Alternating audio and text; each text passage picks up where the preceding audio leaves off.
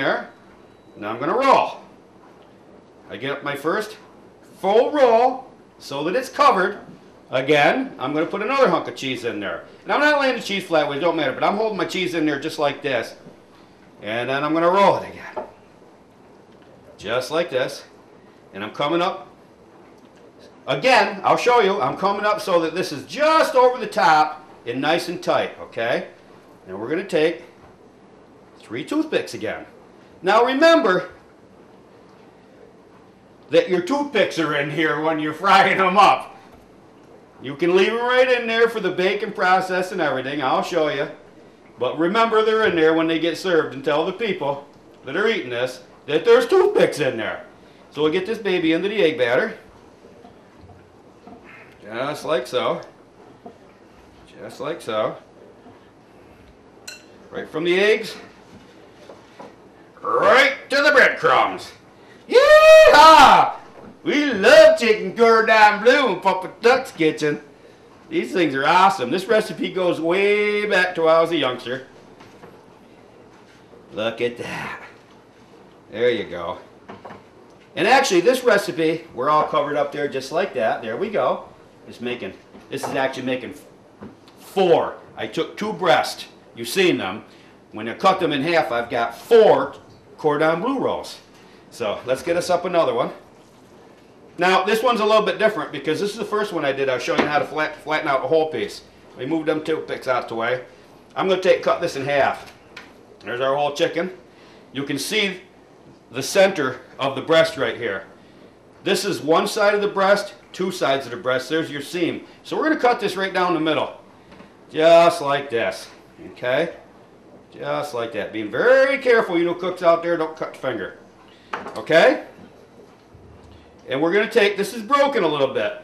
Yeah, see that? It's broken just a little bit right there. So what we're going to do is we're going to start our roll from that side so that this is on the inside and our thick part is on the outside to help hold this. So let's get our ham in there. Just like that. Like that. Let's do the same thing with this one. We'll roll this up like the same way, keeping our smaller end on the inside of the roll. Let's get this one going too. That one, and that one. We're going to require 2 hunks of cheese on this, so I get these babies cut.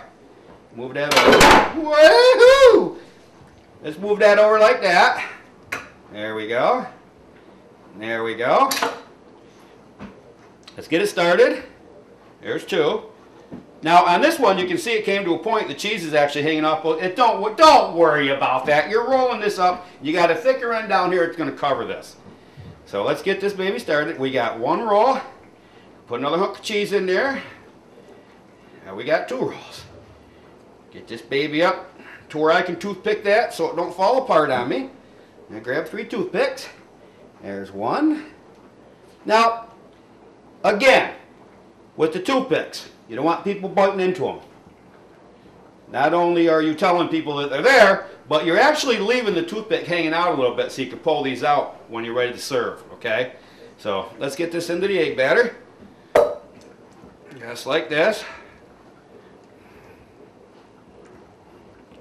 Just like that. Go back over here. Let's get this baby covered up with our breadcrumbs. Yeehaw! This is awesome. There we go. Breadcrumbs are on. We'll set that right here, just like that. Let's get this other one rolled up. Now, don't forget the cheese. Got 1 piece in there. Bring it up halfway. Throw our other hunk of cheese in there. Roll her up. Just like that.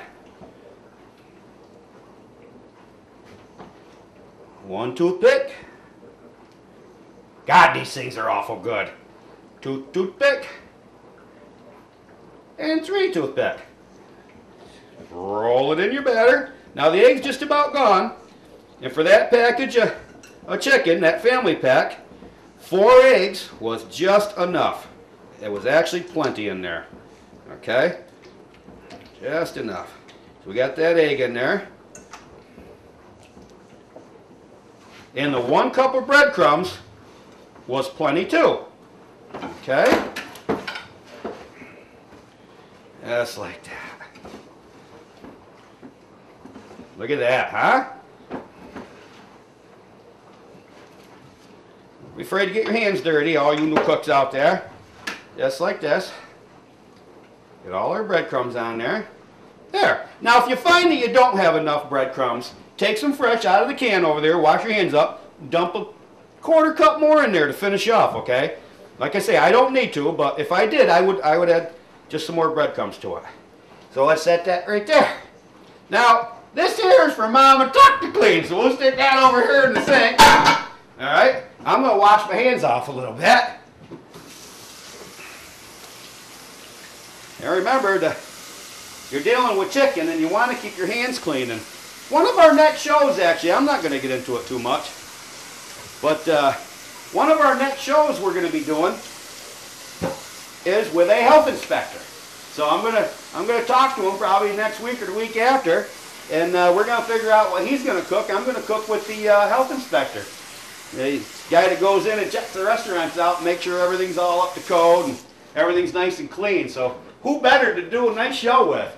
And that right there, teach all you people out there, you new cooks and whatnot, how to keep your kitchen clean and your utensils clean. Okay? So I'm going to clean this up. Look at that. Don't that look good? That's awesome. I'm going to get this cleaned up here, and then I'm going to go to the Presto.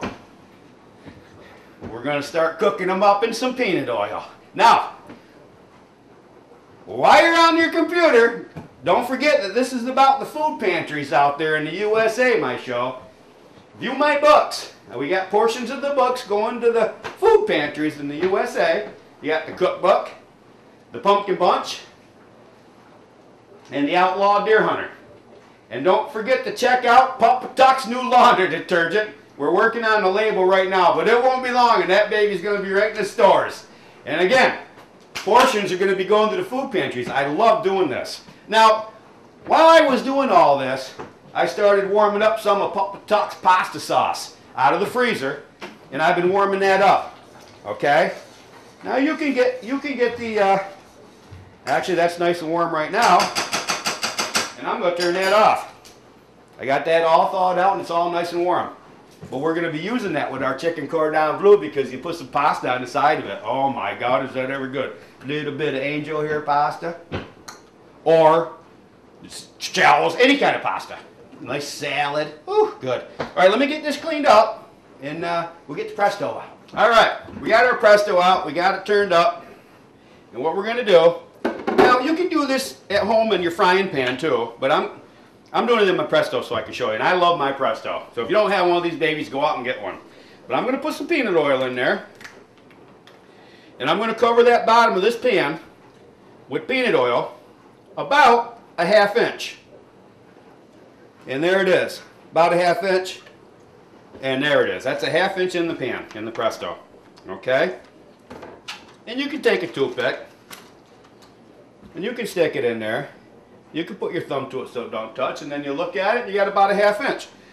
So what we're going to do is we're going to put that on about 350. We're going to start warming this up.